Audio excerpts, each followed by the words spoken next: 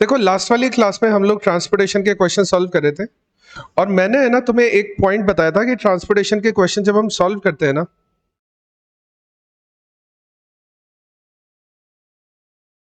Transportation के question solve करते time मैंने तुम्हें एक पॉइंट बता रहा था, स्पेशल केसेस।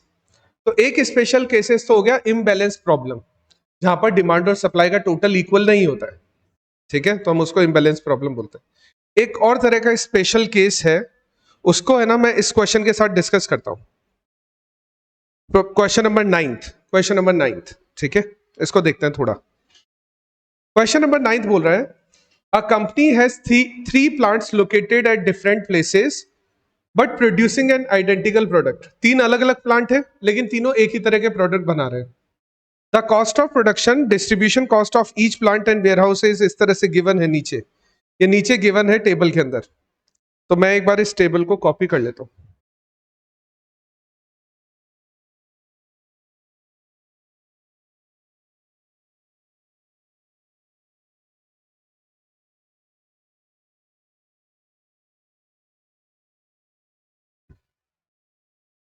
अब देखो इस क्वेश्चन में जो डेटा गिवन है उस डेटा को फॉलो करके अगर मैं समझाऊं तो क्वेश्चन में हमें तीन प्लांट्स गिवन है, F1, F2, F3। तीन फैक्ट्रीज गिवन है हमें, ठीक है। बेसिकली प्लांट फैक्ट्री एक ही बात है, तो तीन फैक्ट्रीज गिवन है हमें, F1, F2, F3, ठीक है। तीन वेयर हाउसेज गिवन है, W1, W2, W3, ठीक है। फैक्ट्री F1 पर प्रोडक्शन की कॉस्ट आ रही है 25, 15 रुपए तो रॉ मटेरियल के लग रहे हैं और 10 रुपए अदर एक्सपेंसेस है ना। अदर एक्सपेंसेस को तुम लोग क्या बोलते हो? ओवरहेड्स, है ना, ठीक है। फैक्ट्री F2 पर 27 रुपीज की टोटल कॉस्ट आ रही है और फैक्ट्री F3 पर 26 रुपीज की टोटल कॉस्ट आ रही है, ठीक है। ये क्वेश्चन में टोटल, ये सॉरी प्रोडक्शन कॉस्ट का डेटा गिवन है, प्रोडक्शन कॉस्ट है। F1 पर प्रोडक्शन कॉस्ट है 25, F2 पर है 27 और F3 पर है 26, ठीक है। अब F1 से अगर सामान ले जाकर W1 को पहुंचाया जाता है तो वहां पर लग रही है डिस्ट्रीब्यूशन कॉस्ट, यानी ट्रांसपोर्ट करने की कॉस्ट। ट्रांसपोर्ट करने की कॉस्ट लग रही है 3 रुपीज। अगर F1 से सामान W2 तक पहुंचाया जाता है तो 1 रुपए लग रहा है ट्रांसपोर्टेशन का, और ये ट्रांसपोर्टेशन कॉस्ट है ना पर यूनिट फॉर्म में होती है। और F1 से अगर W3 को पहुंचाया जाएगा तो 5 रुपए। इस तरह से बाकी सब ये ट्रांसपोर्टेशन कॉस्ट है, ठीक है। क्वेश्चन में हमें है ना तीनों फैक्ट्रीज की कैपेसिटी गिवन है। अच्छा, तीनों फैक्ट्रीज की कैपेसिटी का मतलब हो गया क्वेश्चन में हमें ये सप्लाई गिवन है, ठीक है। तीनों वेयरहाउस की डिमांड, वेयरहाउस की कैपेसिटी मतलब डिमांड, यानी हमें क्वेश्चन में डिमांड भी गिवन है। और क्वेश्चन में एक हमें नया यहां पर एक पॉइंट दिया हुआ है, सेलिंग प्राइस, ये भी हमें क्वेश्चन में गिवन है। तो सबसे पहला पॉइंट तो ये है कि क्या इस ट्रांसपोर्टेशन के क्वेश्चन को सीधा सीधा स्टार्ट किया जा सकता है? नहीं। क्यों? डिमांड सप्लाई का टोटल बराबर नहीं है, हमें डिमांड सप्लाई का टोटल बराबर करना पड़ेगा। तो डिमांड सप्लाई का टोटल इक्वल करने के लिए हम एक नई फैक्ट्री बनाए या नया वेयरहाउस बनाए, ये बता।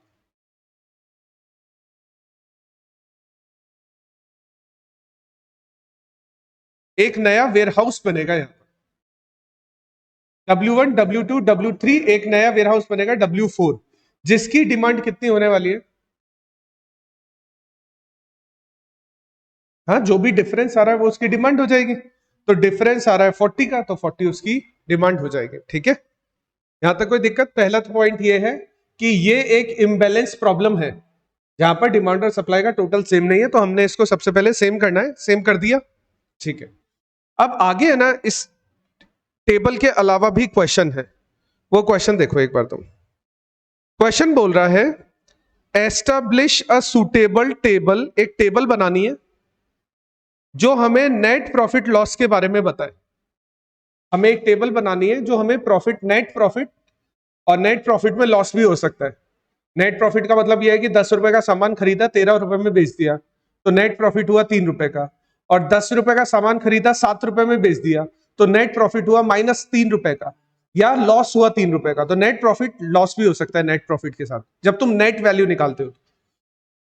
तो क्वेश्चन में हमें बोल रहा है कि नेट प्रॉफिट की टेबल बनानी है, और है ना, और पहला क्वेश्चन तो इतना ही है कि नेट प्रॉफिट की टेबल बनानी है। तो चलो नेट प्रॉफिट की टेबल बनाते हैं। तो नेट प्रॉफिट की टेबल बनाए उससे पहले सबसे पहले मैं यहां पे बनाता हूं टोटल कॉस्ट की टेबल।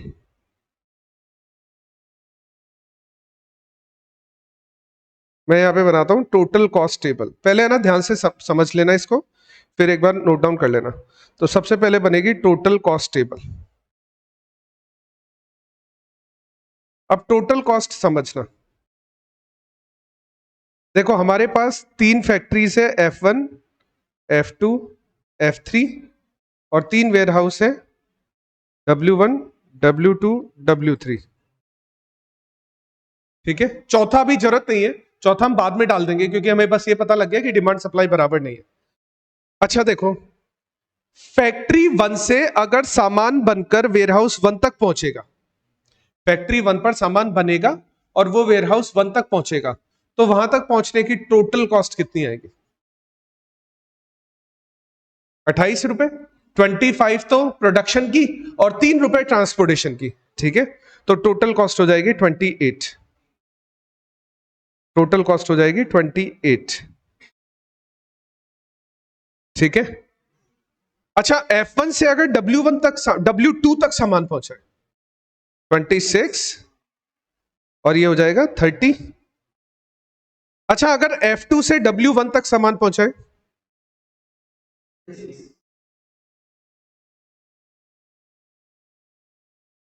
ऐसे ही होगा।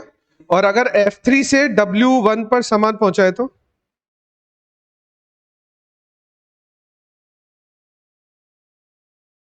अच्छा, टोटल कॉस्ट टेबल में किसी को कोई प्रॉब्लम है, पूछना है पूछ लो। टोटल कॉस्ट टेबल में नहीं, टोटल कॉस्ट टेबल में कोई दिक्कत नहीं। हमें कौन सी टेबल बनानी है? Profit table. और हमें कॉस्ट गिवन है, हमने कॉस्ट निकाल ली। हमें देखो सेलिंग प्राइस भी गिवन है, सेल्स में से कॉस्ट माइनस करेंगे तो क्या आ जाएगा? प्रॉफिट आ जाएगा। तो नेक्स्ट टेबल हम बना लेते हैं प्रॉफिट टेबल। लेकिन देखो प्रॉफिट टेबल है ना, ध्यान से समझना, जब मैं प्रॉफिट टेबल बनाऊंगा तो उसमें है ना, मैं एक नया कॉलम भी ऐड कर दूंगा, क्योंकि नया कॉलम ऐड करना है, नई रो ऐड करनी है, नई रो ऐड करनी है। तो देखो कैसे बनेगा, इधर आ जाएगा F1, F2, F3। ये प्रॉफिट टेबल बना रहा हूं, ये एक बार लिख देता हूं, ये हम प्रॉफिट टेबल बना रहे हैं, ये हमारी प्रॉफिट टेबल है।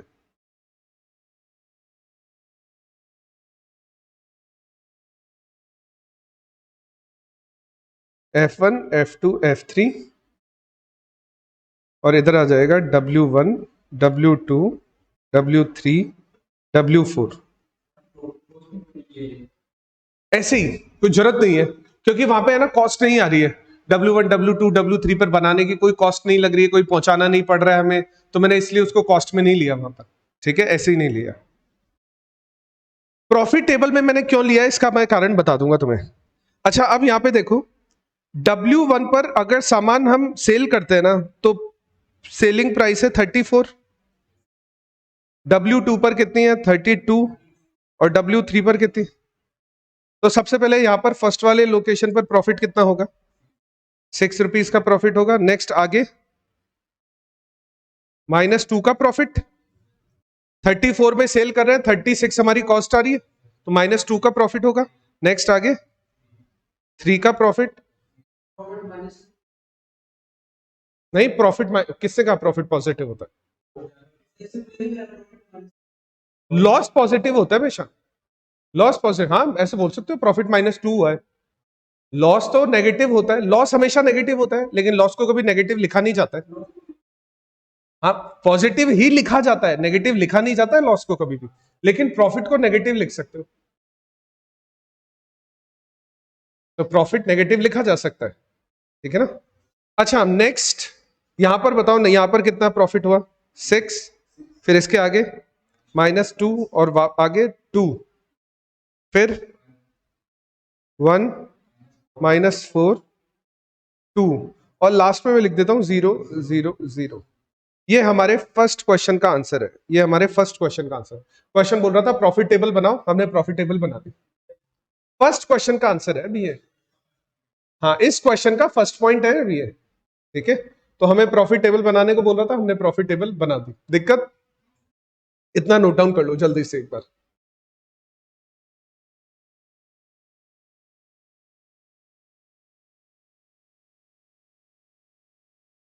तुम चाहो तो यहाँ पे डिमांड सप्लाई वगैरह भी लिख सकते हो। इस तरफ आ रही है सप्लाई 150, 100, 130 और 80, 110, 150 और ये 40 आ रहा है ना लास्ट वाला।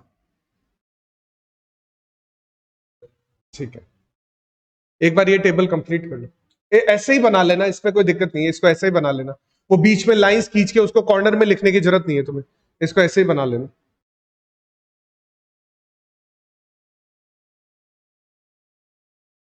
हवा बहुत तेज चल रही है।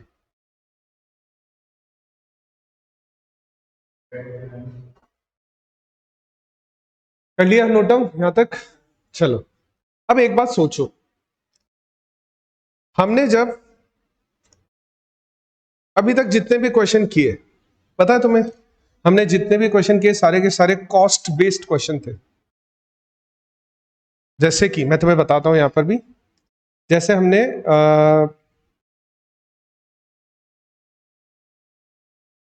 ये वाला क्वेश्चन मैंने तुम्हें दिया था क्या करने को? नहीं दिया था। अच्छा, देखो ये वाला क्वेश्चन हमने किया था, क्वेश्चन नंबर 3। क्वेश्चन नंबर 3 में देखो मैंने हाईलाइट कर रखा है, मिनिमम कॉस्ट का क्वेश्चन है। ठीक है, उसके बाद ये वाला क्वेश्चन भी हमने किया था, ये भी कॉस्ट का क्वेश्चन है क्योंकि इसमें ट्रांसपोर्टेशन कॉस्ट कम करनी है। उसके अलावा हमने एक ये वाला क्वेश्चन किया था, ये भी कॉस्ट का क्वेश्चन था। और है ना, हमने और भी 2-3 क्वेश्चन किए हैं, वो सब कॉस्ट के क्वेश्चन है।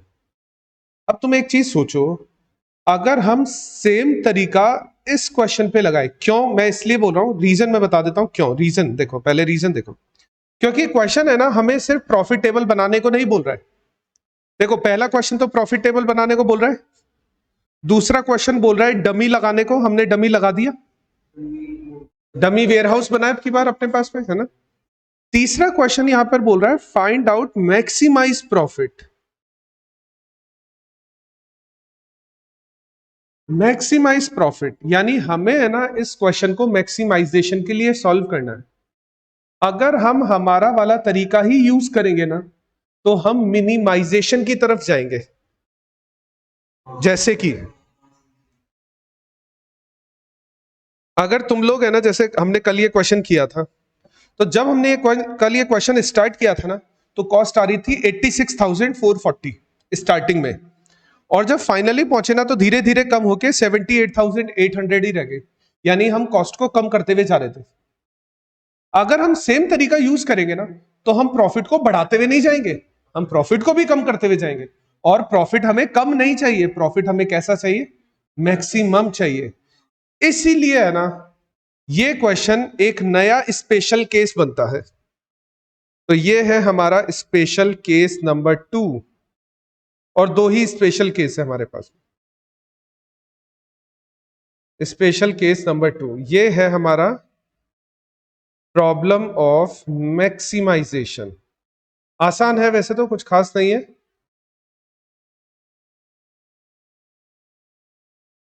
अब प्रॉब्लम ऑफ मैक्सिमाइजेशन क्यों है? क्योंकि इस क्वेश्चन में हमें प्रॉफिट दिया हुआ है, और अगर हम सेम तरीका फॉलो करेंगे ना, तो हम मैक्सिमाइज की तरफ नहीं जाएंगे, हम मिनिमाइज की तरफ जाना स्टार्ट हो जाएंगे। तो इसीलिए है ना, इस क्वेश्चन को सॉल्व करने के लिए देखो स्टेप्स तो वही सारी यूज करेंगे जो हम करते हुए आए हैं, वही सारी स्टेप्स यूज होगी। एक छोटा सा ट्विस्ट है बस, और ट्विस्ट है कि जैसे हम वोगल अप्रोक्सिएशन मेथड, क्योंकि हमें ऑप्टिमम सॉल्यूशन चाहिए ना, अगर हमें ऑप्टिमम सॉल्यूशन चाहिए तो हम वोगल अप्रोक्सिएशन मेथड से क्वेश्चन को स्टार्ट करेंगे। ठीक है, बस एक छोटा सा पॉइंट है, वोगल अप्रोक्सिएशन मेथड से स्टार्ट करने से पहले, वोगल अप्रोक्सिएशन मेथड को अप्लाई करने से पहले हमें ना इस मैक्सिमाइज की प्रॉब्लम को हम एक स्टेप लिख रहे हैं, स्टेप 1 बोलते हैं उसको, ठीक है। कन्वर्ट मैक्सिमाइज प्रॉब्लम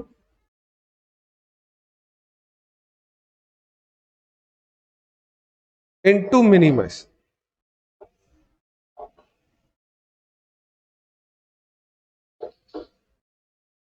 हम मैक्सिमाइजेशन की प्रॉब्लम को मिनिमाइजेशन में कन्वर्ट करना स्टार्ट कर देते हैं।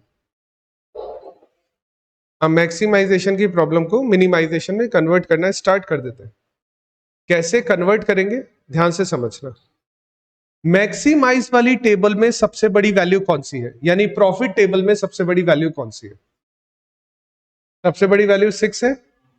मैं 6 में से पूरी टेबल को माइनस कर दूंगा। मैं करूंगा 6, यानी मैं यहां पे इसका तरीका बता रहा हूं, मैक्सिमम वैल्यू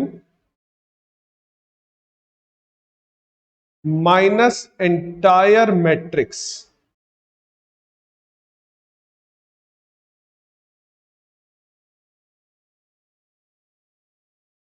मैं मैक्सिमम वैल्यू में से पूरी मैट्रिक्स को माइनस कर दूंगा।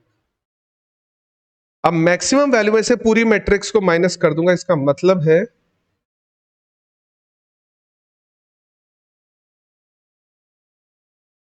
देखो मैं एक टेबल बनाऊंगा यहां पर,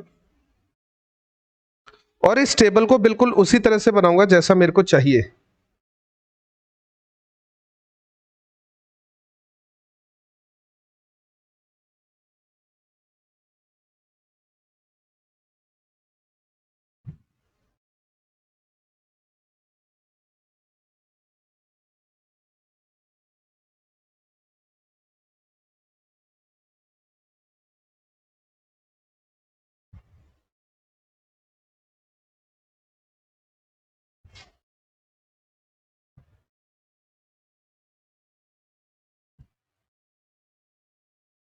हाँ, मेरे को कॉलम तो 3 ही चाहिए ना।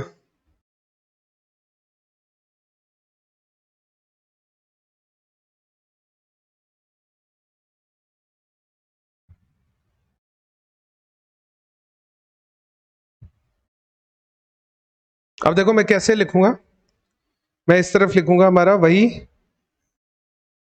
W1, W2, W3, W4। इस तरफ लिखूंगा F1, F2, F3।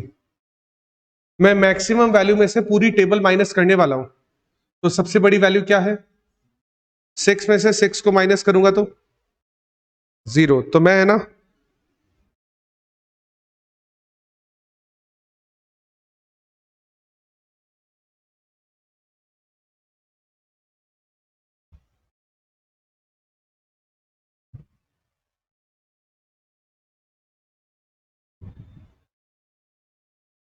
मैं 0 यहां पर लिखूंगा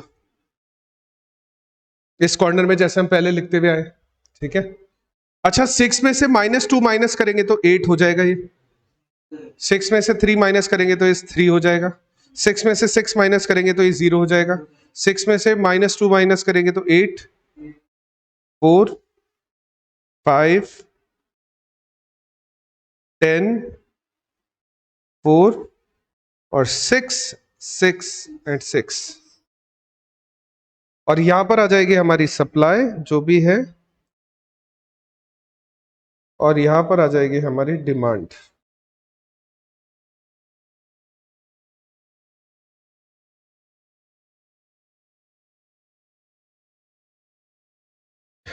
अच्छा, दिक्कत इसमें ये जो टेबल हमने बनाई,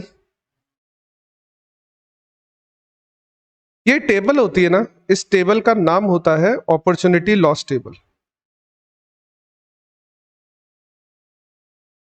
अपॉर्चुनिटी लॉस टेबल एक बार बना लो, अपॉर्चुनिटी लॉस टेबल एक बार बना लो।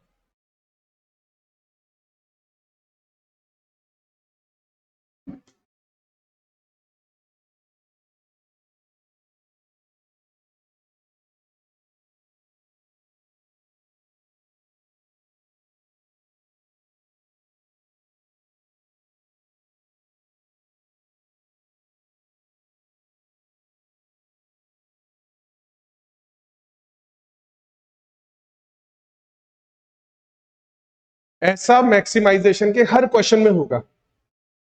जब भी मैक्सिमाइजेशन का क्वेश्चन आएगा तुम्हें अपॉर्चुनिटी लॉस टेबल बनानी है। अब अपॉर्चुनिटी लॉस को तुम क्या करना चाहोगे? मिनिमाइज। तो वापस से मिनिमाइजेशन वाली स्टेप्स लग जाएगी, सारी की सारी सेम स्टेप्स। अब देखो इसको समझने के लिए जैसे यहां पर देखो ये वाला क्वेश्चन है, क्वेश्चन नंबर 7। देखो इस क्वेश्चन में है ना प्रॉफिट दिया हुआ है तुम्हें, और प्रॉफिट को क्या करना है तुम्हें? मैक्सिमाइज करना है। तो इसको है ना तुम्हें अपॉर्चुनिटी लॉस टेबल में कन्वर्ट करना है, अपॉर्चुनिटी लॉस टेबल। और अपॉर्चुनिटी लॉस टेबल में कन्वर्ट करने के लिए सबसे बड़ा नंबर है इसमें 475। 475 में से पूरी मैट्रिक्स को माइनस कर दो, अपॉर्चुनिटी लॉस बन जाएगा। और अपॉर्चुनिटी लॉस बनते हैं उसको मिनिमाइजेशन से करना स्टार्ट कर दोगे। जैसे ये वाला क्वेश्चन देखो, इस क्वेश्चन में भी तुम्हें प्रॉफिट दिया हुआ है। अब प्रॉफिट है तो तुम क्या करोगे? इसको कन्वर्ट कर दोगे। कैसे कन्वर्ट कर दोगे? सबसे बड़ा नंबर है 5.5। 5.5 में से पूरी मैट्रिक्स माइनस कर दोगे, और जो मैट्रिक्स बन जाएगी ना, जैसे यहां पर ये मैट्रिक्स बन गई, सारी की सारी कैलकुलेशन इसी मैट्रिक्स पर होने वाली है। वो अपन निकालेंगे, वो अपन निकालेंगे। अभी निकाला नहीं है अपन ने, अभी तो फाइनल आंसर तो आने दो एक बार। तो हम है ना अपॉर्चुनिटी लॉस को क्या करना चाहेंगे? मिनिमाइज करना चाहेंगे। और हम है ना यहाँ पर वोगल अप्रोक्सिएशन मेथड अप्लाई कर देते हैं, क्योंकि हमें ऑप्टिमम सॉल्यूशन चाहिए। हम वोगल अप्रोक्सिएशन मेथड अप्लाई कर देते हैं। जरूरी नहीं है वोगल करे, नॉर्थ वेस्ट भी कर सकते हैं, लीस्ट कॉस्ट भी कर सकते हैं, लेकिन ज्यादा बन जाती है उसमें, तो वोगल करना ज्यादा बेटर है, क्योंकि वोगल में 90% पहली टेबल में आंसर आ जाता है। तो हम इस पे ना वोगल अप्रोक्सिएशन मेथड अप्लाई करेंगे। अब वोगल अप्रोक्सिएशन मेथड अप्लाई करने के लिए हमें कैलकुलेट करनी पड़ती है पेनल्टी। पेनल्टी दोनों तरफ, रो पेनल्टी, कॉलम पेनल्टी, है ना। अब row penalty, column penalty calculate करेंगे तो पेनल्टी की वैल्यूज बताते जाओ एक बार मेरे को। फर्स्ट रो की पेनल्टी, वही सब तरीका वही है, सारा तरीका वही है, सारी स्टेप सेम है, कुछ भी नहीं करना है तुम्हें, कुछ भी नहीं बदलना। बस एक है कि अगर मैक्सिमाइजेशन की प्रॉब्लम है ना, उसको अपॉर्चुनिटी लॉस में कन्वर्ट कर देना। कन्वर्ट कैसे करते हैं तुम्हें पता है। रो पेनल्टी कितनी आ जाएगी? 3। नेक्स्ट रो की पेनल्टी 4। नेक्स्ट रो की पेनल्टी 1। नेक्स्ट रो की पेनल्टी 0। नेक्स्ट कॉलम की पेनल्टी, फर्स्ट कॉलम की पेनल्टी 0। सेकंड कॉलम की पेनल्टी 2। थर्ड कॉलम की पेनल्टी 1। सबसे बड़ी पेनल्टी 4। और 4 में मिनिमम कॉस्ट, 4 में मिनिमम कॉस्ट 0। हमने इसको ऑक्यूपाई कर दिया, कितनी यूनिट से ऑक्यूपाई करें? 110 यूनिट से ऑक्यूपाई करें, तो ये 150 कितना हो जाएगा? और ये हो जाएगा, और हम इसको एलिमिनेट कर दें।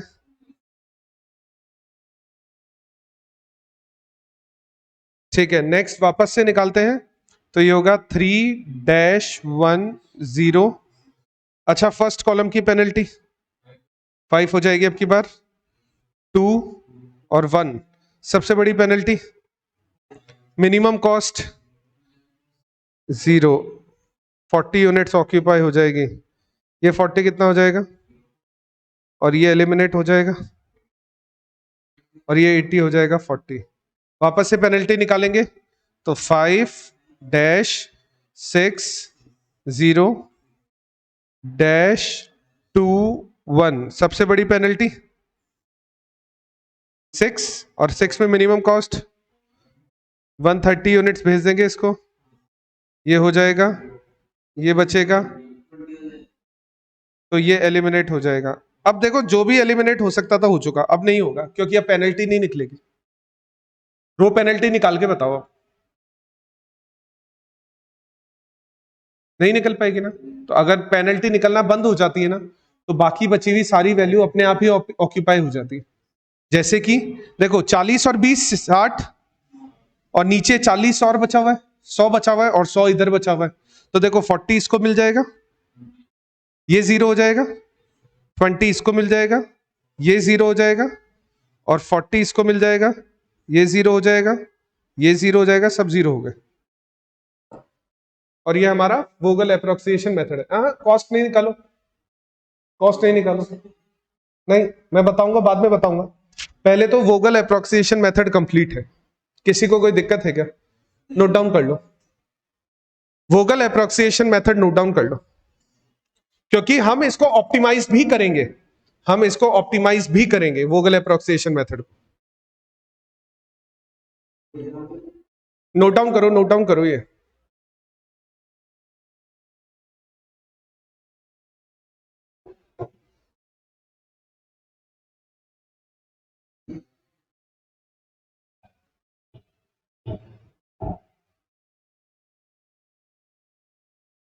कर लिया?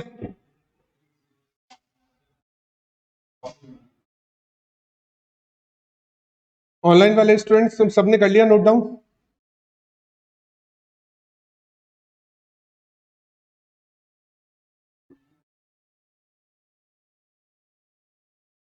चलो ठीक है,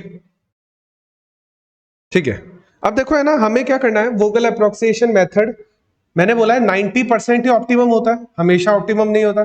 अगर वोगल अप्रोक्सिएशन मेथड हमेशा ऑप्टिमम होता तो फिर ऑप्टिमम मेथड की जरूरत क्या है? तो वोगल अप्रोक्सिएशन मेथड हमेशा ऑप्टिमम नहीं होता है, तो हमें ये चेक करना पड़ेगा कि क्या ये ऑप्टिमम आ रहा है या नहीं आ रहा है, हमें ये चेक करना पड़ेगा। अब इसको चेक कैसे करेंगे, उसके लिए मैं एक टेबल और वोगल अप्रोक्सिएशन मेथड की फेयर टेबल बनाएंगे यहाँ पे, ठीक है।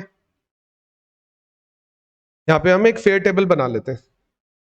तो ये सारा डेटा है हमारे पास में।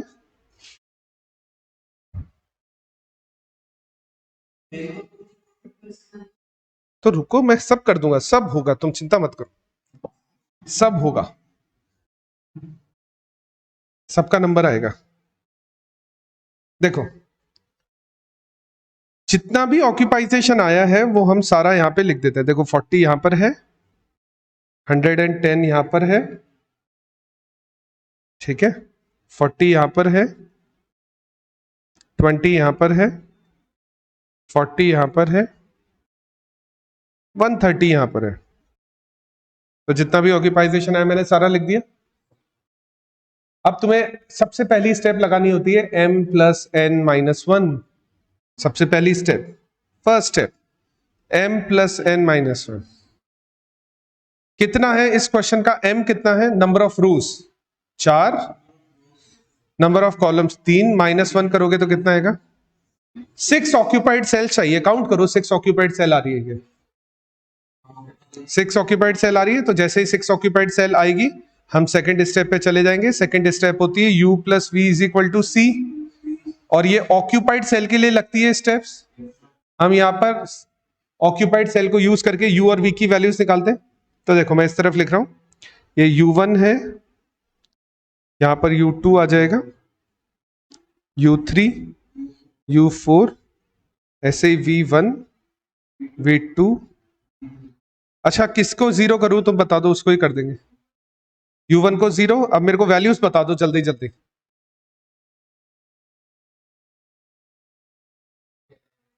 नहीं, कॉस्ट देखते हैं, कॉस्ट, ऑक्यूपाइजेशन नहीं, ये वाला नंबर देखते हैं, ये वाला नंबर। तो v1 हो जाएगा 0, ठीक है, नेक्स्ट। v2 हो जाएगा 8, नेक्स्ट। v3 3 हो जाएगा। ऑक्यूपाइड सेल ही देखते हैं हम, सारी सेल नहीं देखते, ऑक्यूपाइड सेल ही देखते हैं, सारी सेल नहीं देखते। अगर ऐसे ही करना हो तो फिर इनकी ऑक्यूपाइजेशन की जरूरत ही क्या है? फिर तो लिख दो 3 इधर और 083 और 0056 लिख दो, जो पहली पहली वैल्यू। कौन सा आ जाएगा बोलो? u2 कितना आ जाएगा? बिल्कुल करेक्ट है, u2 आ जाएगा 0। नेक्स्ट बोलो, u3 कितना हो जाएगा?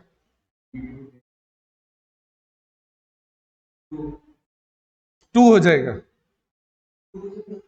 सोचो, फॉर्मूला है u+v = c, कितना हो जाएगा? u की वैल्यू पता है क्या तुम्हें? ये वाली v की वैल्यू पता है और c की वैल्यू पता है तुम्हें? तो u कितना कर दूं, है ना? u3, u3 होगा 2, u3 2 है। ठीक है, और बोलो V3 कितना हो जाएगा? V3 हो जाएगा 2, बिल्कुल। नेक्स्ट बोलो।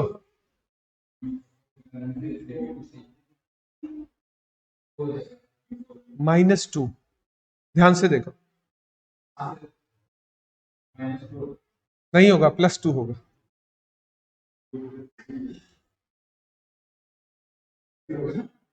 नहीं होगा, माइनस होगा।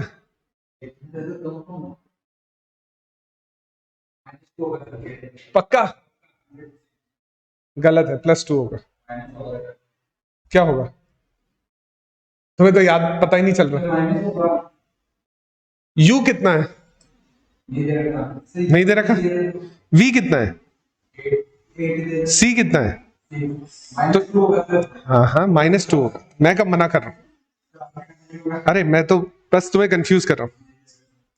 ये -2 है, ठीक है, सारी वैल्यूज आ गई।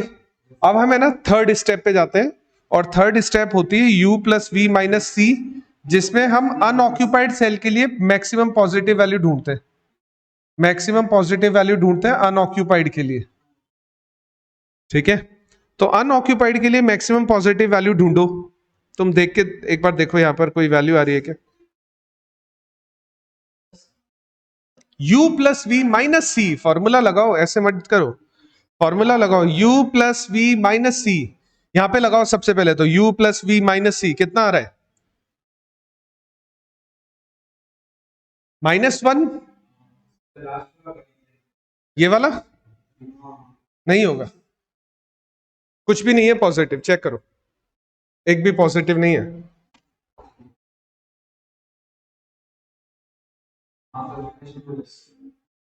लास्ट वाला, ये वाला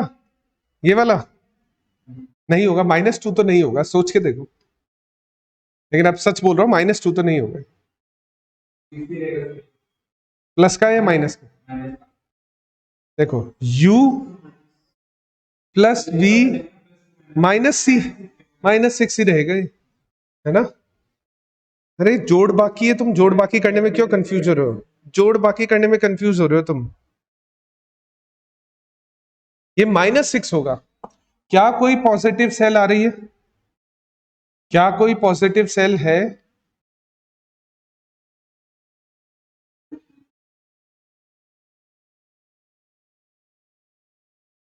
नहीं है? पक्का लॉक कर दूं? नहीं है। तुम्हें क्या पता नहीं है? वो तो मैंने बोला है नहीं है, तुमने तो एक भी नहीं ढूंढी है, एक भी नहीं ढूंढी है तुमने, बोला नहीं, नहीं ढूंढी है ना। यहां पर कितना आ रहा है, चलो मेरे को बता दो, ये वाली जगह पर।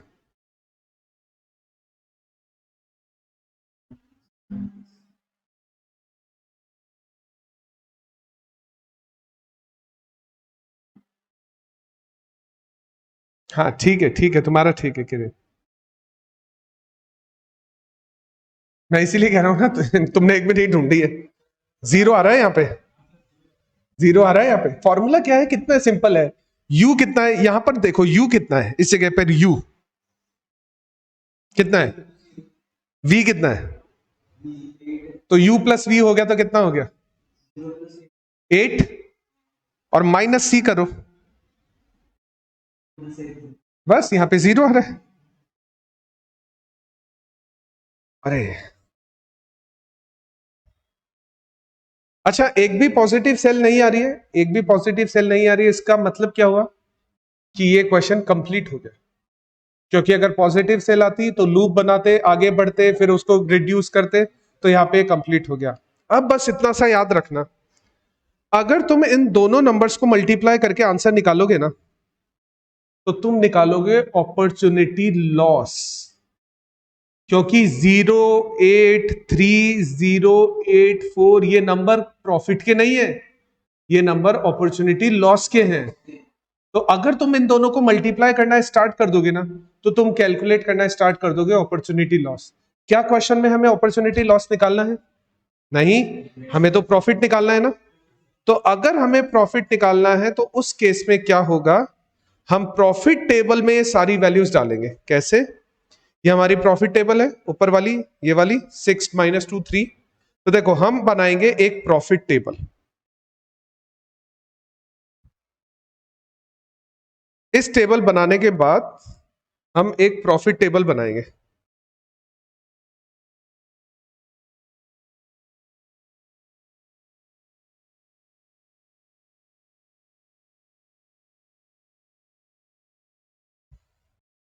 अब कैसे बनेगी वो प्रॉफिट टेबल मैं तुम्हें बता देता हूं। प्रॉफिट टेबल वैसे तो तुम लोगों ने बना रखी है, बस वही सारी वैल्यूज आ जाएगी यहां पर।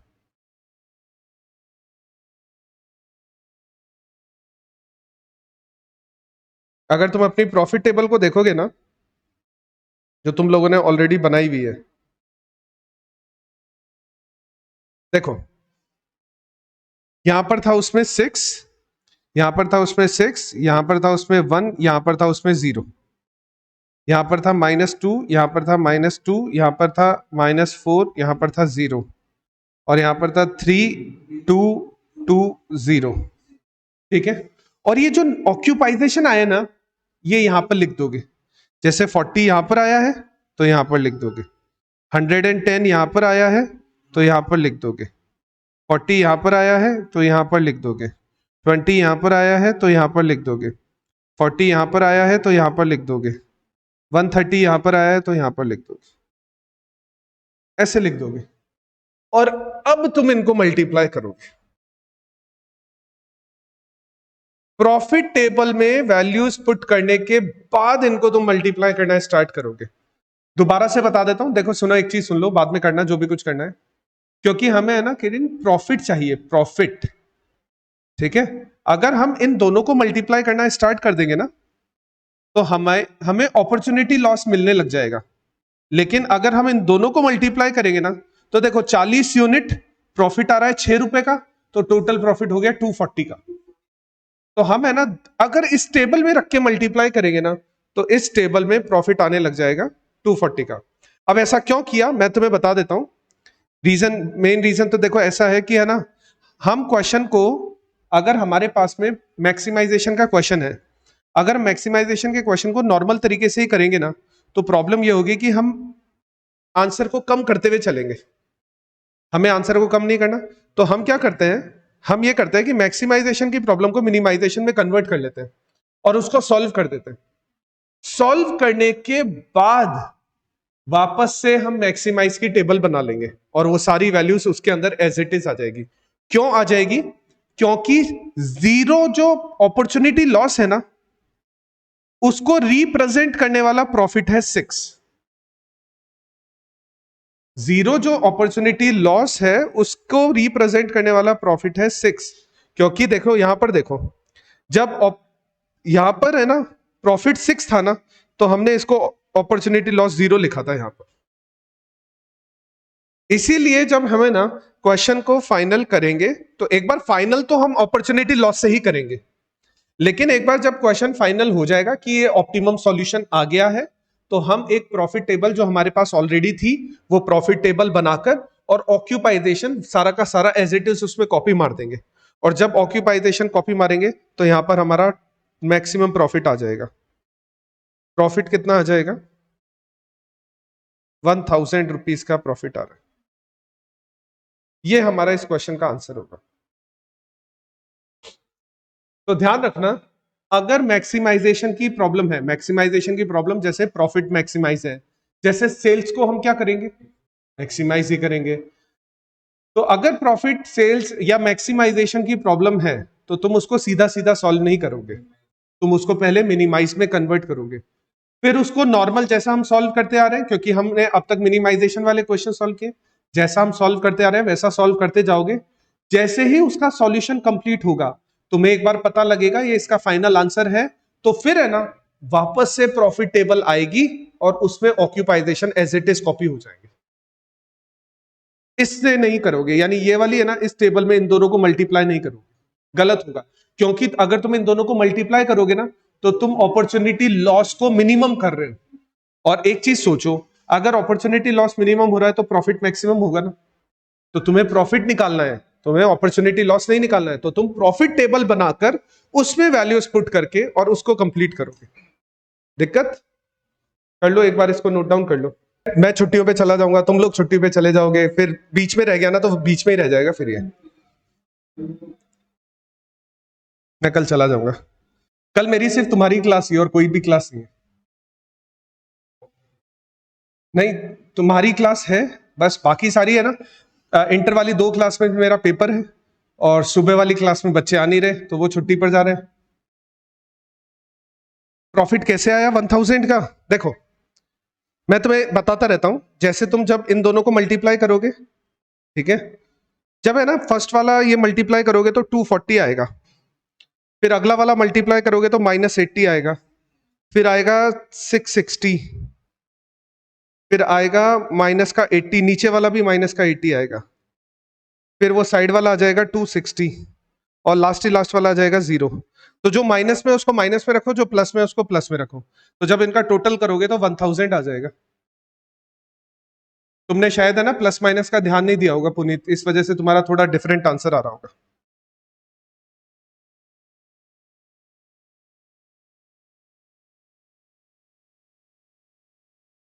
हो गया तुम्हारा मैच पुनीत, समझ में आ गया कैसे हुआ? ठीक है ठीक है ठीक है, चलो वेरी गुड, ठीक है आशीष करेक्ट है ना? तो हमारा ये आंसर हो गया। अब हमें ना एक और क्वेश्चन सॉल्व करेंगे मैक्सिमाइजेशन का ही, ताकि ये क्लियर हो जाए कि मैक्सिमाइजेशन के क्वेश्चन को किस तरह से कंप्लीट किया जाता है। आज है ना मैं ही ले रहा हूं तुम्हारी क्लास, कॉस्टिंग की क्लास नहीं होगी तो मैं ही कंटिन्यू करूंगा तुम्हारी क्लास। ये वाला क्वेश्चन देख लेते हैं, अच्छा क्वेश्चन भी है।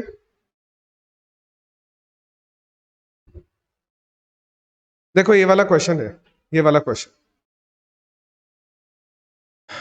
Ladies fashion shop wishes to purchase, एक दुकान है जो परचेज करना चाहती है कुछ क्वांटिटी समर ड्रेसेस की। अच्छा देखो ये हो गई हमारी डिमांड, क्योंकि क्वेश्चन बोल रहा है हम कुछ ड्रेसेस परचेज करना चाहते हैं तो हम कुछ डिमांड कर रहे हैं, और मैन्युफैक्चरर क्या करेगा? सप्लाई करेगा। क्वेश्चन में हमें प्रॉफिट दिया हुआ है तो प्रॉफिट को हम क्या करेंगे? मैक्सिमाइज करेंगे। अब मैक्सिमाइजेशन की प्रॉब्लम सीधी सीधी तो सॉल्व नहीं होती है, उसको हमें मिनिमाइजेशन में कन्वर्ट करना पड़ता है। तो हम है ना सबसे पहले एक बार इस टेबल को कॉपी कर लेते हैं और इस क्वेश्चन को मिनिमाइजेशन में कन्वर्ट करते हैं।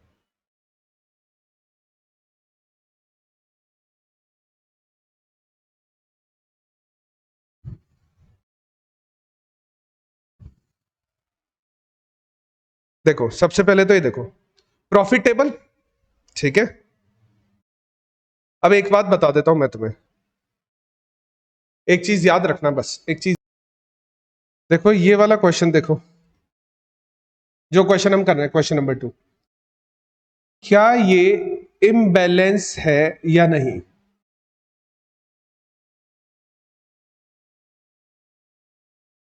इम्बैलेंस का मतलब क्या होता है? मतलब क्या हो गया? मतलब क्या? बराबर नहीं है। चेक किया तुमने कितना आ रहा है, डिमांड कितनी आ रही है?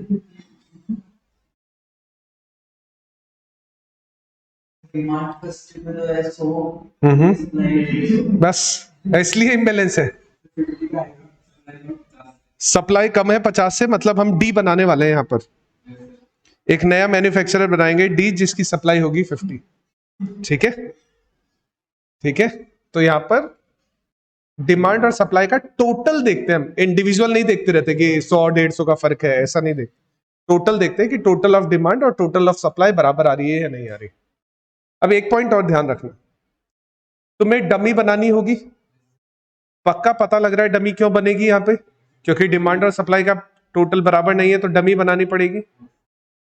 डमी हमेशा मैक्सिमम टेबल में ही बनेगी, डमी हमेशा प्रॉफिट टेबल में ही बनेगी, ठीक है, ध्यान रखना।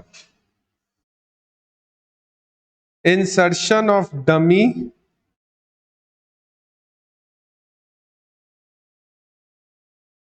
Always happen in profit table, या जो भी मैक्सिमाइज वाली टेबल है, ठीक है। डमी हमेशा प्रॉफिट टेबल में ही बनेगी। तुम ये नहीं करोगे कि उसको पहले अपॉर्चुनिटी लॉस में कन्वर्ट करोगे और फिर उसमें डमी डालोगे, डमी हमेशा प्रॉफिट टेबल में ही बन जाएगी, डमी हमेशा प्रॉफिट टेबल में ही बनेगी, इस चीज को ध्यान रखना, इस चीज में मिस्टेक मत कर देना। तो हमारी जो डमी हम यहां पर डालने वाले हैं, आगे क्वेश्चन में हम डमी लेकर जाएंगे। तुम्हारे पास क्वेश्चन है ना, क्वेश्चन है ना, ठीक है। तो है ना, डमी हम प्रॉफिट टेबल में ही डालेंगे, यानी इसी टेबल में, ये जो नीचे है ना टेबल, इसी टेबल में डमी डल जाएगी। इसमें हमें वो नहीं करना है कि पहले कॉस्ट निकालनी है फिर सेल्स में से माइनस करके फिर प्रॉफिट निकालना है, इसमें डायरेक्ट प्रॉफिट दिया हुआ है, तो हमें इसी के अंदर डमी डाल देनी है। तो अगर इस क्वेश्चन में मैं डमी इंसर्ट करता हूं तो यहां पर बनेगा डी और 0 0 0 एंड 0, इसी तरह से बनेगा, ठीक है। अब मेरे को ये पता है कि मेरी ये क्वेश्चन में जो प्रॉब्लम है ना, मेरी ये जो क्वेश्चन दिया हुआ है ये मैक्सिमाइजेशन का क्वेश्चन है, मैं इसको डायरेक्ट सॉल्व नहीं कर सकता, तो मैं इसको क्या करूंगा, मिनिमाइजेशन में कन्वर्ट करूंगा। और मिनिमाइजेशन में कन्वर्ट करने के लिए मैं क्या करूंगा, पूरी टेबल में से सबसे बड़ा नंबर लेके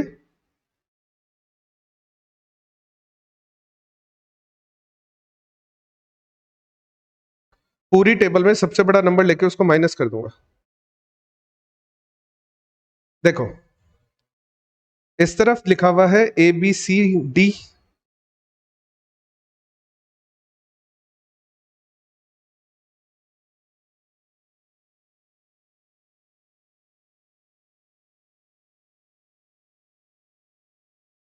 इस तरफ लिखा हुआ है 1 2 3 4,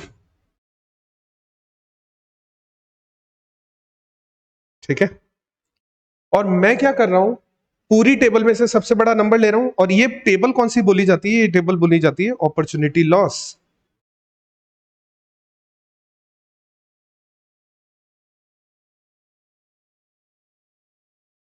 पूरी टेबल में सबसे बड़ा नंबर कौन सा है, 5.5। 5.5 में से मैं पूरी टेबल माइनस कर देता हूं, तो अगर 5.5 में से मैं पूरी टेबल माइनस करना स्टार्ट करता हूं, और एक और चीज देखो, ये कौन सी टेबल आने वाली है, हम इसी टेबल में वोगल अप्रोक्सिएशन मेथड अप्लाई कर देंगे, क्योंकि इससे आगे क्या करेंगे फिर हम, अपॉर्चुनिटी लॉस को थोड़ी किसी में कन्वर्ट किया जाता है, हम इसी टेबल को वोगल अप्रोक्सिएशन मेथड अप्लाई कर देंगे इसी टेबल में। तो मैं यहां पर है ना, उस तरह से वो जो टेबल बनाते हैं ना अपन, वो कंप्लीट बना लेता हूं।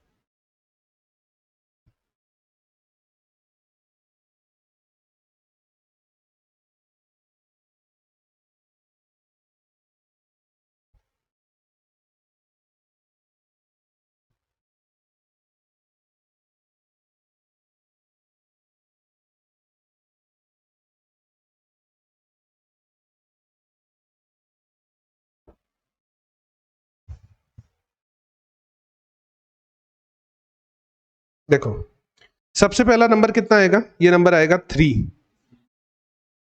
क्योंकि 5.5 में से 2.5 माइनस करोगे तो ये 3 हो जाएगा। नेक्स्ट ये नंबर आएगा 2.5, नेक्स्ट ये नंबर आएगा 3.5, और लास्ट वाला नंबर आएगा 5.5। दिक्कत, क्योंकि हम 5.5 में से पूरी मैट्रिक्स को माइनस कर रहे हैं। नेक्स्ट नंबर ये आ जाएगा 1.5, ये आ जाएगा 2,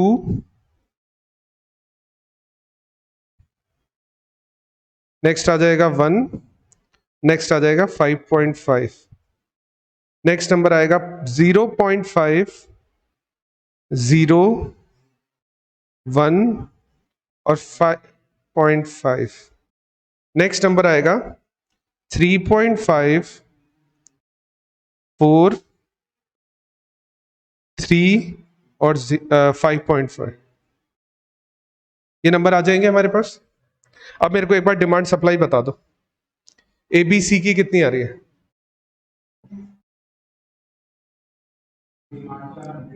एबीसी की बता रहे हो क्या, एबीसी, अच्छा 1 2 3 4, 100, 200, 450, 150, ठीक है। और इस तरफ बता दो कितने आ रहे हैं, इस तरफ नंबर 150, 450, 250, और बाकी बचा कितने था, 50 का बचा हुआ था पक्का, 50, क्योंकि फिर अदरवाइज पूरा गलत हो जाएगा। चेक कर लो, आराम से चेक कर लो।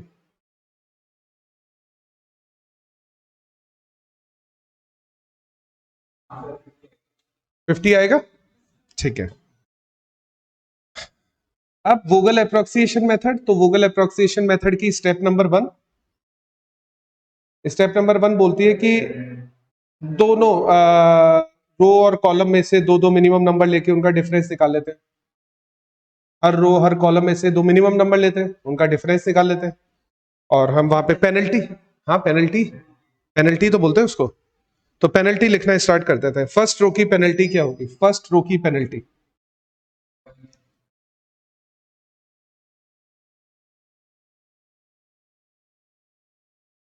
फर्स्ट रो की पेनल्टी होगी 1, सही चल रहा है। फर्स्ट रो की पेनल्टी 1, रो पेनल्टी 1, ठीक है। कॉलम पेनल्टी नहीं नहीं, सेकंड रो की निकाल देते हैं एक बार।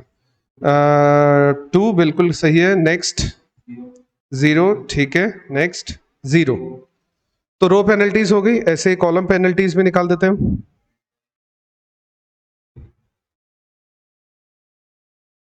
0.5, ठीक है। ये हो जाएगी, बिल्कुल 0.5 हो जाएगी। ये हो जाएगी, ये भी 0.5 हो जाएगी, ये भी 0.5 हो जाएगी। सबसे बड़ी पेनल्टी, सबसे बड़ी पेनल्टी 2, और इसमें मिनिमम कॉस्ट अगर ढूंढोगे तो मिनिमम कॉस्ट कौन सी है? 0 ऑक्यूपाई कर दे कितनी यूनिट्स के लिए? देखो 450 यूनिट्स के लिए अगर ऑक्यूपाई होगा ना, तो ये भी 0 होगा, ये भी 0 हो जाएगा, और दोनों एलिमिनेट हो जाएंगे। ये भी एलिमिनेट हो जाएगा, और ये भी एलिमिनेट हो जाएगा। वापस से पेनल्टी, ठीक है। तो वापस से पेनल्टी अगर निकालेंगे तो ये आ जाएगा 3.5, 1.5, 1.5 आ जाएगा, ठीक है। ये कुछ नहीं आएगा, ये आ जाएगा 1 और 3 2, ये आ जाएगा 0, ये आ जाएगा हमारे पास में 0.5, ये आ जाएगा हमारे पास में 0.5, ये कुछ नहीं आएगा, और ये आ जाएगा हमारे पास में 0.5। सबसे बड़ी पेनल्टी 2। इसमें मिनिमम कॉस्ट ढूंढेंगे तो 1 को कितनी यूनिट्स के लिए ऑक्यूपाई कर दे? 200 यूनिट्स के लिए ऑक्यूपाई कर दे, तो 200 यूनिट्स, और ये कितना हो जाएगा?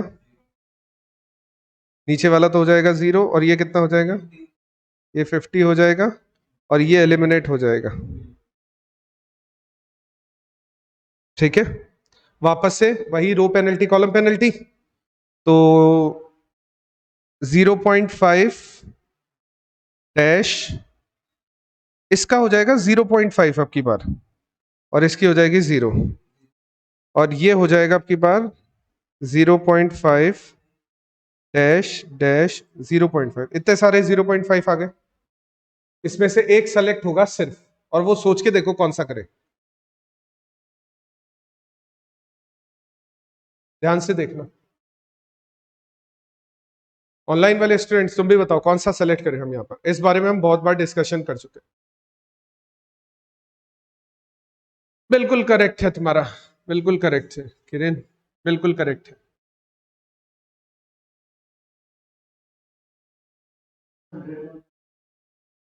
100 वाला, कौन सा 100 वाला? ऐसे बोलो क्या, A1 A2 A3 A4 ऐसे बोलो, मेरे को बताओ। C1 C2 C3 क्या? C4, ये वाला नंबर। देखो दो मिनिमम नंबर आ रहे हैं, ये भी मिनिमम नंबर है और ये भी मिनिमम नंबर है। इस 3 को कितनी यूनिट ट्रांसपोर्ट कर सकते हो? और इस 3 को, तो पहले ऊपर वाला नंबर आ जाएगा, A1 का नंबर आ जाएगा, तो हम इसको सेलेक्ट करेंगे और 100 यूनिट ट्रांसपोर्ट कर देंगे यहां पर। ये हो जाएगा, ये हो जाएगा 0, ये हो जाएगा 50, और ये कैंसिल हो गया। और पता है अब पेनल्टी नहीं निकलेगी, अब नहीं निकलेगी पेनल्टी, क्योंकि अब रो पेनल्टी नहीं आएगी, तो बाकी बचा हुआ देखो 150 बचा है, और 3 के पास 50 50 50 जाना है, तो 50 इसके पास हो गया, ये 0 हो गया, 50 इसके पास हो गया, ये 0 हो गया, 50 इसके पास हो गया, ये 0 हो गया, तो सब 0 हो गए। ये भी जीरो, ये भी जीरो, नहीं ये तो पहले ही हो गया, ये भी जीरो, ये भी जीरो, सब जीरो हो गए। अच्छा हमें क्या करना है इसको, नहीं अभी नहीं, अभी तो ऑप्टिमाइजेशन चेक करना है इसका। अभी तो ये वोगल अप्रोक्सिएशन मेथड हुआ है, अभी तो ऑप्टिमम मेथड बाकी है। कंप्लीट कर लो इसको। फोटो, फोटो खींचो, घर पे जाके करते हो पक्का?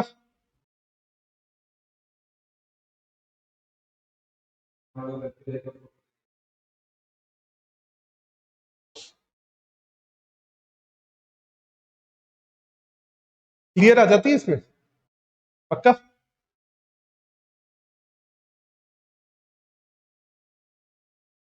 चलो ठीक है, हो गया, सबने कंप्लीट कर लिया? ऑनलाइन वाले स्टूडेंट्स तुमने भी कंप्लीट कर लिया ये वाला पार्ट? अभी हमारा है ना वोगल अप्रोक्सिएशन मेथड हुआ है, ठीक है आशीष मैं वेट कर रहा हूं, कोई दिक्कत नहीं। अभी हमारा है ना वोगल अप्रोक्सिएशन मेथड हुआ है, तो वोगल अप्रोक्सिएशन मेथड के बाद अब हम है ना ऑप्टिमाइजेशन करेंगे। वोगल अप्रोक्सिएशन मेथड के बाद अब हम ऑप्टिमाइजेशन करेंगे, क्योंकि है ना मैंने तब भी यही बोला है वोगल अप्रोक्सिएशन मेथड 90% दे रहा है, लेकिन हम जितने भी वोगल अप्रोक्सिएशन मेथड से क्वेश्चन सॉल्व कर रहे हैं ना, सबका ऑप्टिमम आंसर ही आ रहा है, यानी वो पॉजिटिव सेल नहीं आ रही है, और पॉजिटिव सेल नहीं आ रही तो वो ऑप्टिमाइजेशन वाला ही है हमारा।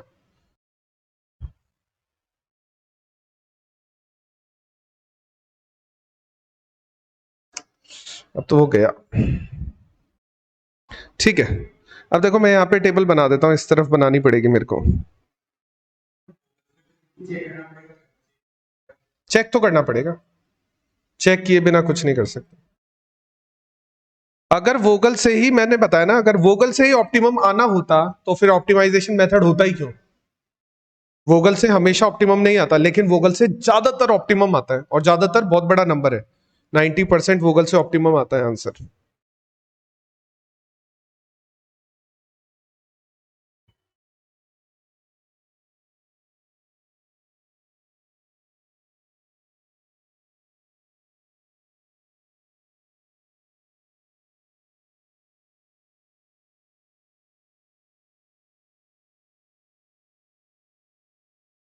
ठीक है देखो हम क्या करेंगे,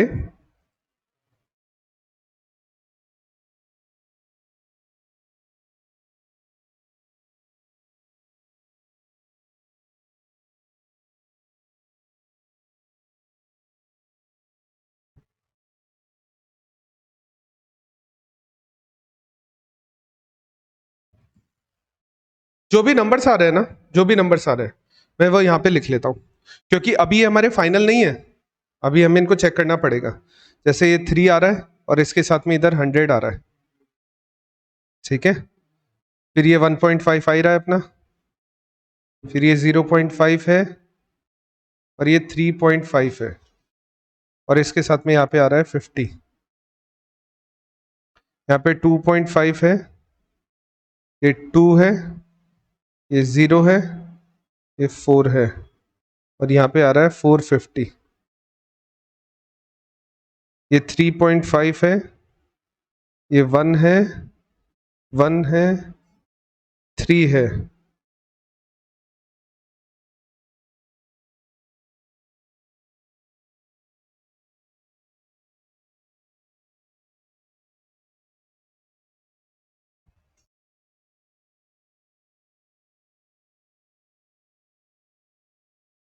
हो गया कंप्लीट।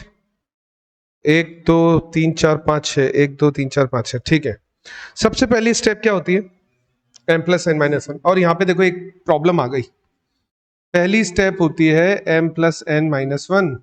इस क्वेश्चन में m+n-1 कितना आना चाहिए, और आ कितना रहा है?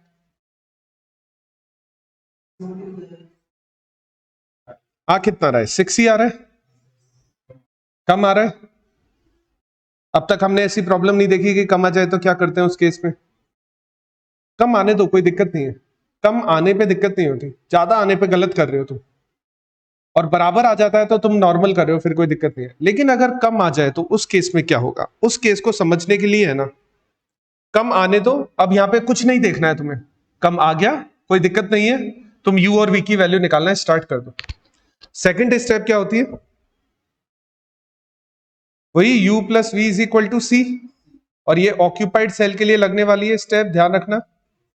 तो हम U और V की वैल्यूज निकालना स्टार्ट कर देते हैं। तो देखो इस तरफ लिख लेते हैं U1, U2, U3, U4। अभी तुम्हारा क्वेश्चन ऐसा हो सकता है कि सर ये फिर कर क्यों रहे हैं हम, ये m+n-1 कम ज्यादा आ रहा है तो फिर क्या मतलब है इसको, देखते हैं। वो देखो करते क्यों है, मैं उसका रीजन बताऊंगा अभी, रुको वेट करो। हम U1 को 0 मान लेते, किसी को भी मान सकते हैं, कोई दिक्कत नहीं है ना। तो U1 को 0 मान लेते, तो पहली वैल्यू किसकी आएगी पहले बताओ। V1 कितना हो जाएगा, 3 हो जाएगा। नेक्स्ट बताओ कितना हो जाएगा, 3.5। नेक्स्ट बताओ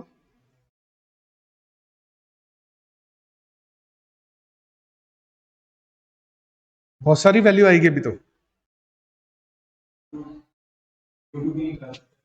कितनी आ रही है U2 की, किससे निकाल रहे हो U2 की वैल्यू, ये ऑक्यूपाइड है क्या, ऑक्यूपाइड ध्यान दो, ऑक्यूपाइड, सिर्फ ऑक्यूपाइड, ऑक्यूपाइड और कुछ भी नहीं दिखना चाहिए। U4 की निकल जाएगी तो कितनी आएगी U4 की, 2 आ जाएगी, ठीक है। और कोई सी निकल सकती है। अच्छा देखो हम है ना ये वाला क्वेश्चन कर रहे थे और U और V की वैल्यूज स्टार्ट है। तो U और V की वैल्यूज देखो हम कैलकुलेट कर लेते हैं। तो देखो ये 2 आ रहा है, मैं इसको थोड़ा जल्दी कर देता हूँ, फिर वो दिक्कत होगी, तुम धीरे धीरे करोगे आराम से। देखो ये सबसे पहले ये माइनस का 0.5 आ रहा है, ठीक है। और उसके बाद ये आ रहा है 1.5। फिर अब देखो है ना, सुनो, प्रॉब्लम स्टार्ट हो गई। और ये प्रॉब्लम क्या स्टार्ट हुई यहाँ पर, इसको ध्यान से समझना, प्रॉब्लम क्या रही, नहीं हुई स्टार्ट क्या, ये चल रही है यहाँ पर। CMA फाइनल वाला ही ग्रुप है ना तुम लोगों का,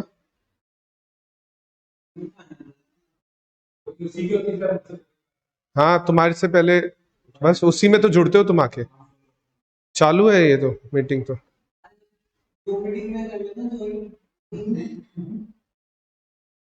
मैं दोबारा से स्टार्ट कर देता हूँ एक बार।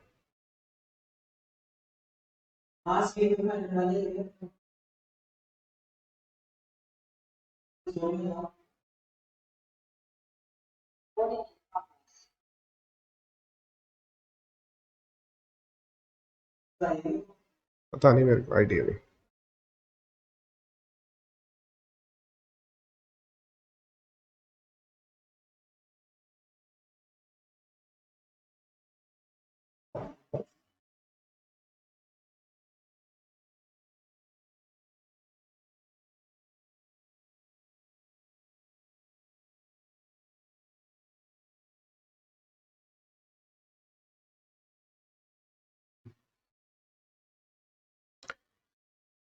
ठीक है चलो, अब देखो इसमें क्या है, हम U और V की वैल्यू निकाल रहे हैं, लेकिन है ना हमने ये इतनी U और V की वैल्यूज निकाली, आगे U और V की वैल्यूज बताओ कैसे निकलेगी, U2 की और V3 की। U2 और V3 की वैल्यू कैसे कैलकुलेट होगी, सोच के देखो। नहीं तुम उसकी बात कर रहे हो ना, किरण की बात, उसने ज्वाइन कर लिया। U2 और V3 की वैल्यू कैसे निकलेगी, अब यहां पे सोचो, U2 और V3 की वैल्यू कैसे निकलेगी।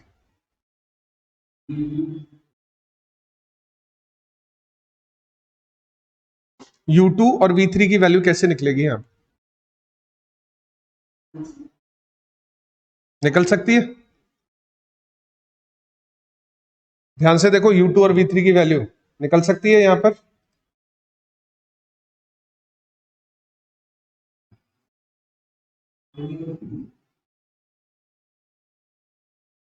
नहीं निकल पाएगी, नहीं निकल पाएगी, नहीं निकल पाएगी। पता है ऐसा क्यों हुआ, ऐसा इसलिए हुआ क्योंकि हमें m+n-1 कितने चाहिए और हमें मिले कितने थे, 6 ही मिले थे ना। तो अगर हमें m+n-1 की वैल्यू कम मिलती है, अगर हमें m+n-1 की वैल्यूज कम मिलती है, तो उस केस में हम U और V की सारी वैल्यूज नहीं निकाल पाएंगे, हम कहीं ना कहीं जाके अटक जाएंगे।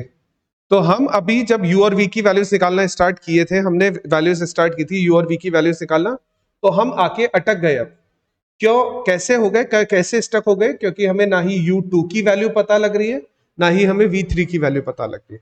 अब इस केस में क्या होगा, इस केस में क्या होगा? कौन कौन सी वैल्यू हम कैलकुलेट नहीं कर पा रहे? u2 की, और एक हम कौन सी वैल्यू कैलकुलेट नहीं कर पाए हैं? v3 की। ये वैल्यूज कैलकुलेट नहीं कर पाए। u2 और v3 को ऑब्जर्व करो, u2 और v3 के सारे नंबर्स ऑब्जर्व करो। सबसे छोटी कॉस्ट ढूंढो इनमें जो ऑक्यूपाई नहीं हो। सबसे छोटी कॉस्ट ढूंढो जो ऑक्यूपाई नहीं है। 1.5 का, हाँ है, 0.5 भी है। सबसे छोटी कॉस्ट ढूंढोगे तो 0.5 मिली, और 0.5 को तुम ऑक्यूपाई कर दोगे। अब किससे करोगे, ये भी बात है, क्योंकि तुम डिमांड सप्लाई तो सब कुछ जीरो कर चुके हो, सब कुछ खत्म हो चुका है। तो अब ये 0.5 किससे मल्टीप्लाई होगा, किससे ऑक्यूपाई होगा? 0.5 को ऑक्यूपाई किससे करोगे? नहीं, 0.5 को ऑक्यूपाई करोगे तुम जीरो से। अब फिर तुम ये बोले सर जीरो तो यहां पर भी था, यहां पर तो हमने ऑक्यूपाई नहीं किया। जीरो तो यहां पर भी है, यहां पर भी हमने ऑक्यूपाई नहीं किया। जीरो तो यहां पर भी है, यहां पर भी हम ऑक्यूपाई कर सकते थे। फिर तो जीरो है तो कहीं भी ऑक्यूपाई कर सकते थे। तो इसी प्रॉब्लम से बचने के लिए है ना, हम ऑक्यूपाई तो जीरो से करते हैं, लेकिन जीरो लिखते नहीं है। ऑक्यूपाई क्या बोलते हैं किसमें, हिंदी में? ऑक्यूपाई तो जीरो से करेंगे, क्योंकि यहां पर हम डालने वाले हैं जीरो, यहां पर आने वाला है जीरो, लेकिन हम जीरो लिखेंगे नहीं। हाँ, ऑक्यूपाई जीरो से करना है, लेकिन हमें जीरो लिखना नहीं है। तो अगर जीरो नहीं लिखना है तो फिर क्या लिखेंगे? फिर हम लिखेंगे इसको ई। ई का मतलब होता है एरर, जिसकी वैल्यू होती है जीरो। एरर, ई का मतलब होता है एरर, जिसकी वैल्यू होती है जीरो। और इस केस को बोला जाता है डीजेनरेसी। ये एमसीक्यू में आ सकता है कि डीजेनरेसी केस में एरर की वैल्यू डाली जाती है तो उसकी वैल्यू क्या होती है, या डीजेनरेसी केस में किसकी वैल्यू डाली जाती है तो एरर की वैल्यू डाली जाती है। तो हम है ना इसको एरर कर देंगे, ई लिख देंगे। यहां पर है ये जीरो, है ये जीरो, लेकिन हम जीरो नहीं लिखेंगे, हम उसकी जगह ई लिख देंगे। और जैसे ही मैंने ई लिखा तो m प्लस n माइनस 1 कितने चाहिए? हमारे पास में 7 है। अब बाकी कौन कौन सी वैल्यूज बची है? u2 और v3। अब वो वैल्यूज भी निकल जाएगी। जैसे v3 तो निकल जाएगी देखो u1 से, क्योंकि u1 की वैल्यू जीरो है और यहां पे ऑक्यूपाइजेशन है, तो यहां से हम v3 की वैल्यू निकाल देंगे। v3 की वैल्यू कितनी हो जाएगी यहां पे? 0.5। और अब v3 की वैल्यू आ गई ना, तो हम u2 की वैल्यू भी निकाल देंगे, -0.5। और हमें ना अब अनऑक्यूपाइड सेल के लिए थर्ड स्टेप में हम अनऑक्यूपाइड सेल के लिए u प्लस वी माइनस सी, तो अनऑक्यूपाइड सेल के लिए u प्लस वी माइनस सी करके सबसे बड़ी पॉजिटिव सेल ढूंढते हैं हम।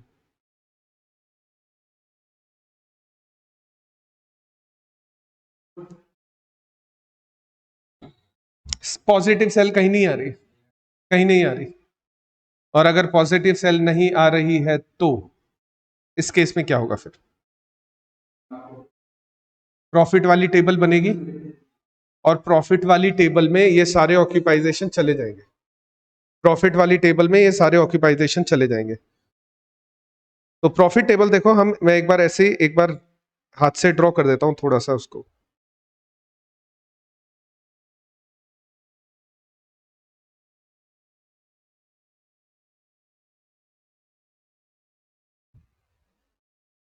टू 2.5320, 2.5320, 4 3.5 4.5, 4 3.5 4.50, ठीक है। उसके बाद 5, 5.5, 4.5, 5, 5.5, 4.5, 0 और लास्ट है 2, 1.5, 2.50, 2, 1.5, 2.5 और 0 और जो भी ऑक्यूपाइजेशन है ना वो यहां पर आ जाएंगे, जैसे 100 यहां पर आ जाएगा। एरर नहीं आएगा क्योंकि एरर वैसे भी 0 है, आने का कोई फायदा नहीं, उसको लिखने की कोई जरूरत नहीं है। 50 यहां पर आ जाएगा, 450 यहां पर आ जाएगा, 200 यहां पर आ जाएगा, 50 यहां पर आ जाएगा और लास्ट वाला जो 50 है ना उसको भी लिखने की कोई जरूरत नहीं है तुम्हें, क्योंकि वो भी 0 से मल्टीप्लाई होकर 0 ही होने वाला है।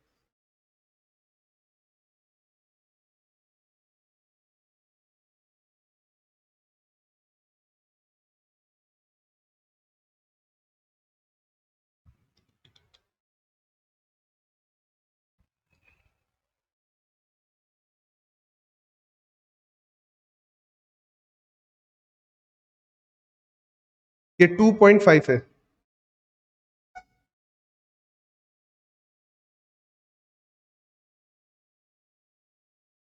3850 आ रहा है।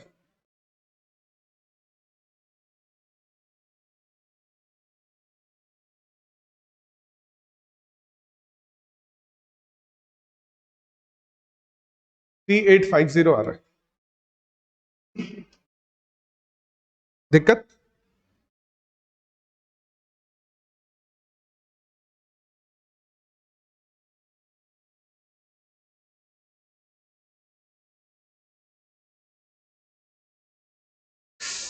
थ्री एट फाइव जीरो आ रहा है। देखो एक पॉइंट और रह रहा है लेकिन मेरे पास टाइम नहीं है। 3850 आ रहा है, ठीक है। Complete question. 2 मिनट में मेरी क्लास भी है, अगली क्लास भी है, ठीक है। देखो नहीं नहीं, एक पॉइंट और समझाना है मेरे को। देखो पॉइंट समझो, पॉइंट समझो, एक पॉइंट और समझाना। देखो ये हमारी टेबल थी, क्या ये ऑप्टिमम टेबल थी? हाँ, क्योंकि इसमें एक भी पॉजिटिव सेल नहीं आ रही थी। तो अगर पॉजिटिव नहीं आ रही थी तो आगे नहीं बढ़ेंगे, आगे नहीं बढ़ेंगे, तो ये हमारी ऑप्टिमम टेबल है। ये ऑप्टिमम टेबल थी हमारी, ठीक है। अब चाहे हमने इसमें प्रॉफिट डाला, लॉस, वो अलग चीज है, लेकिन ऑप्टिमम टेबल थी। कई बार है ना क्वेश्चन में एक पॉइंट पूछ लेता है, find out alternative solution.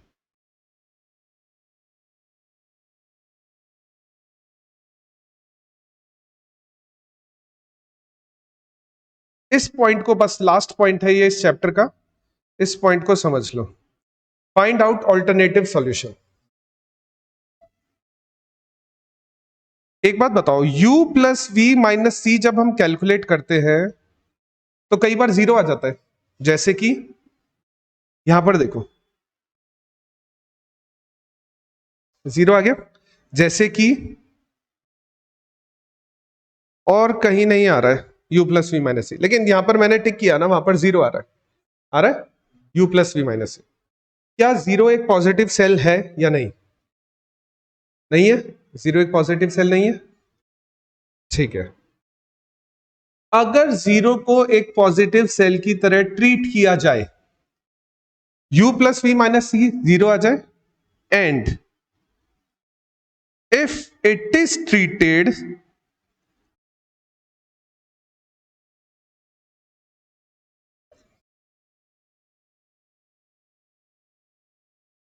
if it is treated as a positive cell, तो जो नया आंसर आएगा ना वो पुराने आंसर के बराबर ही हो। ऑल्टरनेट सॉल्यूशन, जो नया आंसर आएगा वो पुराने आंसर के बराबर ही होगा। कैसे? देखो, मान लो मैंने तुम्हें बोला कि ये हमारी पॉजिटिव सेल है, वैसे है नहीं है, वैसे तो है नहीं क्योंकि 0 हम पॉजिटिव मानते नहीं है। तो मान लो मैंने तुम्हें बोल दिया ये हमारी पॉजिटिव सेल है, तो हमारा लूप पता है कैसे बनेगा? देखो, प्लस इधर आएगा, माइनस इधर आएगा, प्लस इधर आएगा और माइनस इधर आएगा। लूप ऐसा बनेगा हमारा, ऐसा लूप बन जाएगा, है ना, ऐसा लूप बन जाएगा। और फिर हम है ना वैल्यूज को इधर उधर कर देते, वैल्यूज को इधर उधर कर देते। लेकिन हम वैल्यूज को इधर उधर करें उससे पहले है ना, मैं प्रॉफिट टेबल तो हमें चाहिए ही ना, प्रॉफिट टेबल चाहिए हमें इसमें, क्योंकि हम फाइनल आंसर हम प्रॉफिट टेबल से लिखने वाले हैं।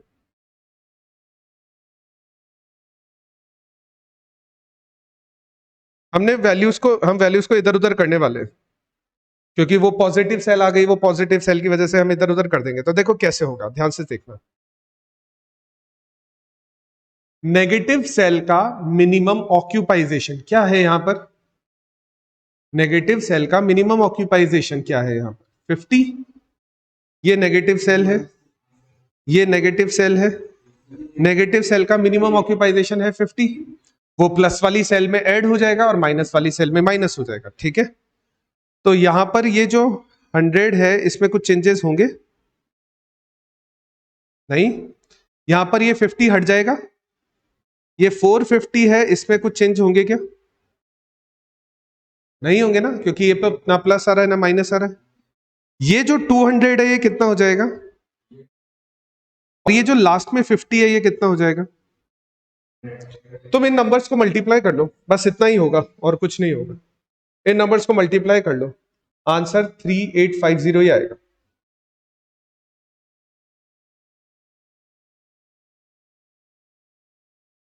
आंसर जो आएगा ना वो 3850 ही आएगा।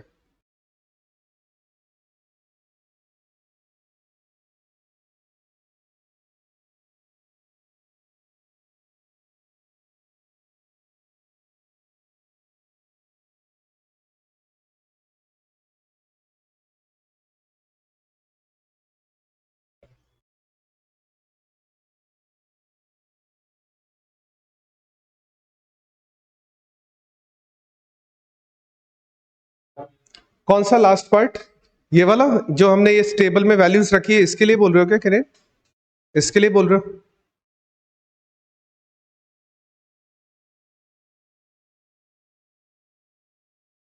लूप? अच्छा देखो, लूप के लिए समझना, क्या हमारी जो जीरो होता है, हमारा जो जीरो होता है वो पॉजिटिव सेल होता है क्या? नहीं होता। लेकिन अगर क्वेश्चन हमें ऑल्टरनेट सॉल्यूशन के लिए बोल रहा है ना, तो हम जीरो को कई बार पॉजिटिव मान सकते हैं। अगर ऑल्टरनेट सॉल्यूशन के लिए बोले तभी जीरो को पॉजिटिव मानना है। तो अगर ये पॉजिटिव सेल यहां पर है तो लूप देखो ऐसा बनेगा, यहां से इधर आएगा, फिर इधर टर्न हो जाएगा,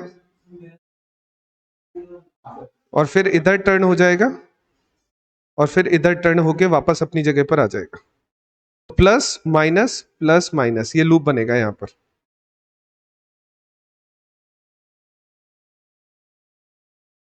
ठीक है। 3650 आ रहा है? मैं कुछ भूल थोड़ी गया? एक दो, देखो मैं बताऊं, ये 1.5 पर मैं 50 लगाना भूल गया। यहां पर भी तो पॉजिटिव सेल है, 200 रुपए का फर्क आ रहा है, तो 200 रुपए का फर्क हो गया क्लियर, है ना। तो 200 रुपए का फर्क क्लियर हो गया, तो 3850। कई बार अगर ऑल्टरनेट सॉल्यूशन पूछ लेता है ना, तो तुम जीरो को पॉजिटिव सेल मान के ट्रीट कर सकते हो, उससे आंसर सेम वही आने वाला है जो पहले आया था, है ना। इसमें तुम्हें यू और वी की वैल्यू निकालने की जरूरत नहीं है, ठीक है।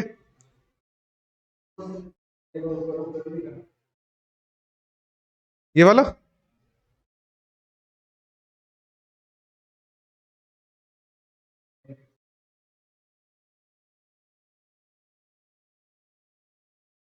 इस पे लिया करो, अगर तुम्हें कुछ लेनी है तो इस पे लिया करो, इस पे पिक्चर लेनी है तो, अगर तुम्हें।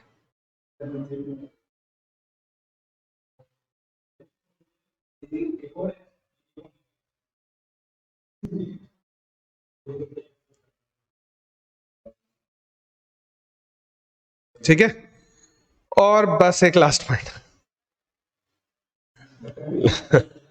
नहीं, कंफ्यूजन नहीं होगा इसमें। एक लास्ट पॉइंट, बस चैप्टर ही खत्म हो जाएगा। कोई बात नहीं, एक बार देखो क्वेश्चन, देखो क्वेश्चन पढ़ो एक बार। प्रियांशु एंटरप्राइजेज, ये क्वेश्चन नंबर 5 है अपना, है ना। क्वेश्चन नंबर 5, प्रियांशु एंटरप्राइज है 3 फैक्ट्री लोकेशन एबीसी और 3 वेयरहाउस है। पहले तो ये चेक करो क्या वेयरहाउस के और फैक्ट्री की डिमांड सप्लाई बराबर आ रही है या नहीं आ रही।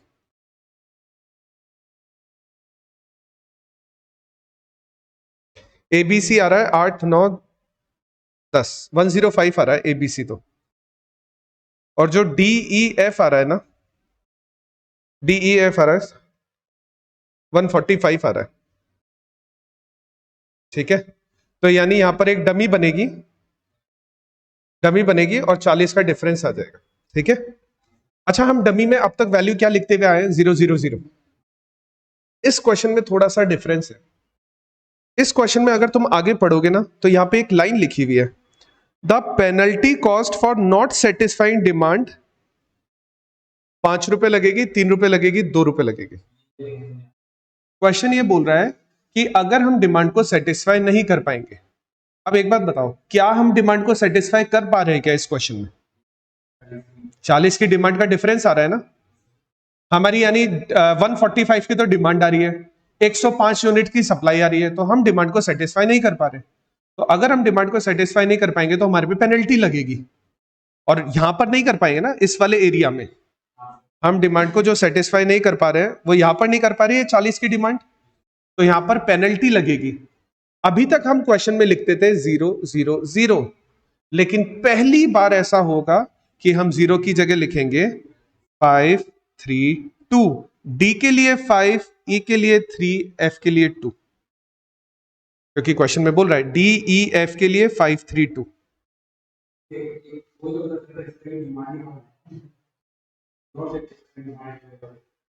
लेकिन अगर नहीं आएगी ना तो ये काम में नहीं आएगा, फिर सप्लाई तो फिर 0 0 0 ही आएगा, फिर सप्लाई, क्योंकि डिमांड सेटिस्फाई हो रही है हमारी। 145 यूनिट की डिमांड आ रही है, हम सप्लाई कर रहे हैं 150 यूनिट, हम डिमांड को सेटिस्फाई कर रहे हैं, कोई पेनल्टी नहीं लगेगी, तब 0 0 0 का कॉलम बनेगा। लेकिन अगर हम डिमांड को सेटिस्फाई नहीं कर पाएंगे, हम यहां पर डिमांड सेटिस्फाई नहीं कर पा रहे, तो यहां पे पेनल्टी लगेगी 5 3 2 की। तो बस इतना सा है कि इस क्वेश्चन में है ना, डमी में जो 0 0 0 आता है ना, वो 5 3 एंड 2 आएगा। दिक्कत?